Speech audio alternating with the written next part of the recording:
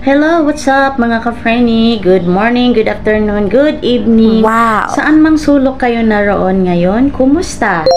For today's video, ituturo ko po sa inyo kung paano matanggal ang watermarks ni Photolab users. Wow! So, Photolab users, ito na, abangan. Tapusin nyo ang video para malaman nyo kung paano. So, yan. Tara na guys, start na tayo. Punta ka lang doon sa Photolab apps. Click mo yan.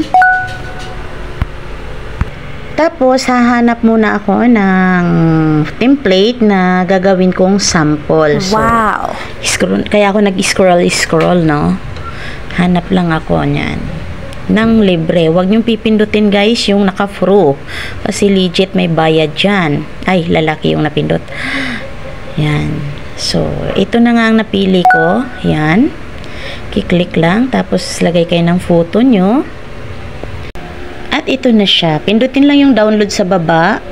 At yung ike sa taas. Para walang bayad yan. So, ayan. Ibabak na natin yan.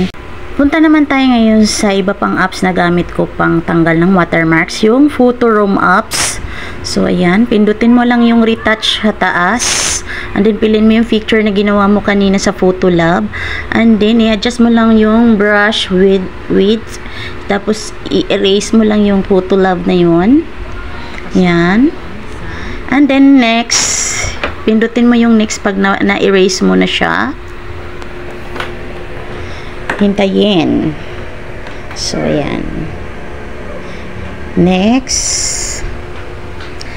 At, ayan na siya. Iliitan mo naman siya ngayon. Ayan. Para hindi rin madamay yung watermarks naman ni Photoroom. So, later, pag na-save na siya dun sa ano mo, yan, save mo sa gallery, then pindutin yung done sa taas, doon mo siya ngayon i-edit doon sa gallery mo. So, yun. Nasa Photoroom siya. So, ayan. I-crop mo siya para hindi makita naman yung watermarks ni Photoroom.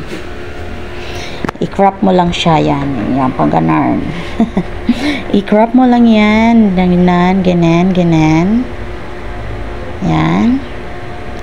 And then, save copy. So, yun guys. As you can see, wala na yung watermarks niya compare dun sa dati, o diba? Thank you for watching guys. Follow for more update and don't forget to like and share kung nakatulong sa iyo ang bidyong ito. Bye!